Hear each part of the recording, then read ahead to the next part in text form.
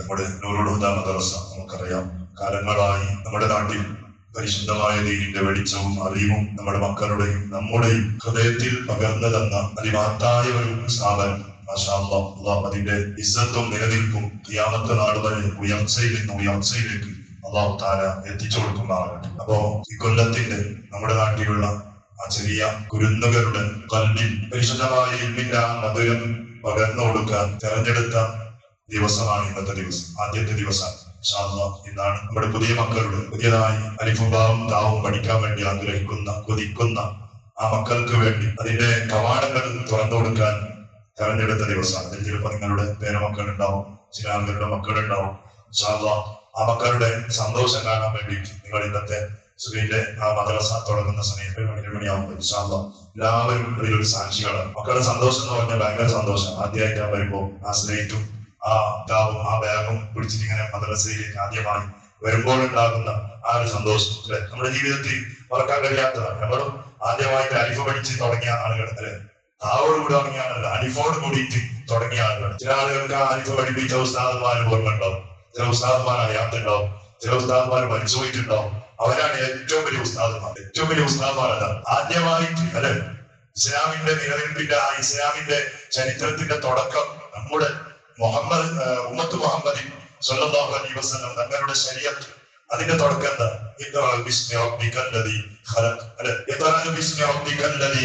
ആദ്യമായി ചെറിയ മക്കൾക്ക് ഉസ്താദന്മാർ ഓതിക്കൊടുക്കുമ്പോൾ ജിബ്രീൽ അലൈഹിസ്സലാത്തു വസ്സലാം ഹബീബായ തങ്ങൾക്ക് ഓതിക്കൊടുത്തതാണ്. അപ്പോ ആ ഹബീബായ തങ്ങളിലുണ്ടായ മാറ്റം നമ്മുടെ മക്കൾക്ക് പഠിപ്പിച്ചു കൊടുക്കുമ്പോഴല്ല റസൂലുള്ളാഹി തങ്ങൾ പേടിച്ച് വിറച്ച് വേർത്ത് പടി പിടിച്ച ഒരവസ്ഥയായിരുന്നു. ആദ്യമായിട്ടാണ് ഇന്നും ആ ഖുർആനിന്റെ സൂക്തം ഇറക്കപ്പെട്ട പർവ്വതത്തിന്റെ മുകളിൽ കയറിയ ആളുകൾ, അവിടെ പോയിട്ട് പങ്കെടുക്കുന്ന ആളുകൾ, അവിടെ പോയിട്ട് നിസ്കരിക്കുന്ന ആളുകൾ ഇന്നുണ്ട്. കാരണം ഇതൊരു ചരിത്രമായി ഇവിടെ ഇന്നും മക്കയിൽ നിലകൊള്ളുകയാണ്. കാരണം മറക്കാൻ കഴിയാത്ത ഒരു വിഷയമാണ്. അപ്പൊ അങ്ങനെയാണ് നമ്മുടെ മക്കൾക്ക് ആ ഒരു ഇൽമിന്റെ ആ ഒരു മാധുര്യം പകർന്നു കൊടുക്കാൻ ഭയങ്കര സന്തോഷമാണ്. അരിഫല്ലേ അല്ലാഹ് അല്ലാഹ് എന്ന് നമ്മുടെ മക്കൾ പണ്ടേ ചെറുപ്പത്തിൽ തന്നെ പഠിച്ചിട്ടുണ്ടാവും. പക്ഷെ അത് മദ്രസയിൽ വന്നിട്ടാണ് അള്ളാന്റെ ആദ്യത്തെ അക്ഷരം അലിഫാണ് എന്ന് പഠിക്കുന്നത് മദ്രസയിൽ നിന്നിട്ട്. ഉമ്മാന്റെ ആദ്യത്തെ അക്ഷരം അലിഫാണ്. എത്ര ഖുർആൻ ആദ്യമായി ഇറങ്ങി ആ ഫസ്റ്റത്തെ അക്ഷരം എന്താ? ആദ്യം ബിസ്മില്ലാ എന്നിറങ്ങിയതല്ല, ഇത്ര എന്നാണ്. ഇത്രയുടെ ആദ്യത്തെ അക്ഷരം എന്താ? അലിഫാൻ. നമ്മുടെ പണ്ടല്ല നമ്മുടെ ബാപ്പമാരെ അബ്ബാന്ന് വിളിക്കും, നമ്മുടെ നാട്ടിൽ ഇപ്പൊ അവനെ വിളിക്കും അബ്ബാന്ന്. ആദ്യത്തെ അക്ഷരം അലിഫാൻ. ഉസ്താദിന്റെ ആദ്യത്തെ അക്ഷരം അലിഫാൻ. അതൊക്കെയും പഠിക്കാൻ വേണ്ടിയിട്ടാണ് നമ്മുടെ മക്കള്. മാഷാ അല്ലാഹ് ആ മക്കള് വരുമ്പോ നമ്മുടെ കാഴ്ചയിൽ മക്കള് മാത്രമാണ്. പക്ഷെ മക്കള് മാത്രമല്ല, അതോടൊപ്പം അവരെ അനുഗ്രഹിക്കാൻ ആയിരക്കണക്കിനുള്ള റഹ്മത്തിന്റെ മാലാഖന്മാരുടെ സാന്നിധ്യം ഉണ്ടാകുന്ന ഒരു സമയമാണ്. അതുകൊണ്ടല്ലേ സയ്യിദുനാ റസൂലുള്ളാഹി സ്വല്ലല്ലാഹു അലൈഹി വസല്ലം തങ്ങൾ പഠിപ്പിച്ച സ്വഹീഹായ ഹദീസ് ഇൽമു പഠിക്കുന്ന വഴിയിൽ നമ്മുടെ മക്കളെ ഇറങ്ങുന്നുണ്ടെങ്കിൽ ആ മക്കൾ മാത്രമല്ല, അവർക്ക് ചലകിട്ടാറ്റി കൊടുക്കാൻ റഹ്മത്തിന്റെ മാലാഖന്മാർ അവരെങ്ങനെ അനുഗ്രഹിച്ചുകൊണ്ടേയിരിക്കുകയാണ്. ഞാൻ പറഞ്ഞാലും ഇല്ലെങ്കിൽ നമ്മുടെ മദ്രസയിൽ ആദ്യമായിട്ട് മദ്രസ തുടങ്ങുന്നത് തന്നെ ഫാത്തിഹ ഓതിയിട്ടാണ്. ഫാത്തിഹ ഓതിയിട്ട് തുടങ്ങുന്നത് തന്നെ നമ്മുടെ നാട്ടിലേക്ക് റഹ്മത്ത് ഇറങ്ങാൻ. എന്നിട്ട് ഓരോ ക്ലാസ്സുകളിൽ അല്ലെ 2ാം ക്ലാസ് തൊട്ട് 1ാം ക്ലാസ്സിലില്ല 2ാം ക്ലാസ് തൊട്ട് 7 ക്ലാസ് വരെ എല്ലാ ദിവസവും ആദ്യത്തെ പ്രൈഡ് ആദ്യം ഉസ്താദുമാർ ക്ലാസ്സിൽ പോയിട്ട് പഠിപ്പിക്കുന്നത് എന്താ? ഖുർആനാണ്. അപ്പൊ ആ ഖുർആനിന്റെ ബർക്കത്ത് എവിടെ എത്തും? നമ്മുടെ നാട്ടിലുള്ള ഓരോ വീടുകളിലും അതിന്റെ ബർക്കത്താണ്. നമ്മുടെ നാട്ടിലുള്ള ഓരോ മുഅ്മിനീങ്ങൾക്കും അതിന്റെ ബർക്കത്താണ്. ആ ബർക്കത്ത് നഷ്ടപ്പെട്ടു പോയ ഒരു സമയത്തായിരുന്നു കൊറോണയുടെ സമയം അല്ലെ. ആരും വിചാരിക്കാത്ത ഒരു അവസ്ഥയായിരുന്നല്ലേ. മദ്രസ ആകെ കൂട്ടി, ഖുർആൻ ഓതിയില്ല, ഇവിടെ മക്കൾക്ക് ദീനിന്റെ അറിവില്ല. ഓൺലൈൻ എത്ര പഠിപ്പിച്ചാലും ആ പഠനത്തിന് ഒരു നിലയും വിലയുണ്ട്. 7 ഉസ്താദന്മാർ മദ്രസയിൽ വന്നിട്ട് പഠിപ്പിക്കുമ്പോൾ ഉണ്ടാകുന്ന ഒരു സന്തോഷം അത് നഷ്ടപ്പെട്ടു പോയ ഒരു കാലമായിരുന്നു അല്ലെ.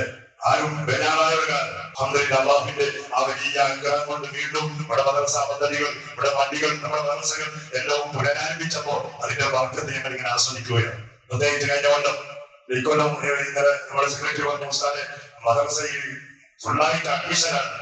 1ാം ക്ലാസ് മാത്രമല്ല, 7ലും 6ലും 5ലും എല്ലാ ക്ലാസ്സിലും മറ്റുള്ള മദ്രസയിൽ നിന്നുള്ള വിദ്യാർത്ഥികൾ മുഴുവനും നമ്മുടെ മദ്രസയിലേക്ക് അഡ്മിഷൻ വാങ്ങിയിട്ടുണ്ട്. ഒരുപാട് മക്കൾ മാഷാ അല്ലാഹ് അല്ലാഹു അതിന്റെ ഇസ്സത്ത് നിലനിർത്തുമാറാകട്ടെ. എന്തുകൊണ്ടാണ് ഇത്?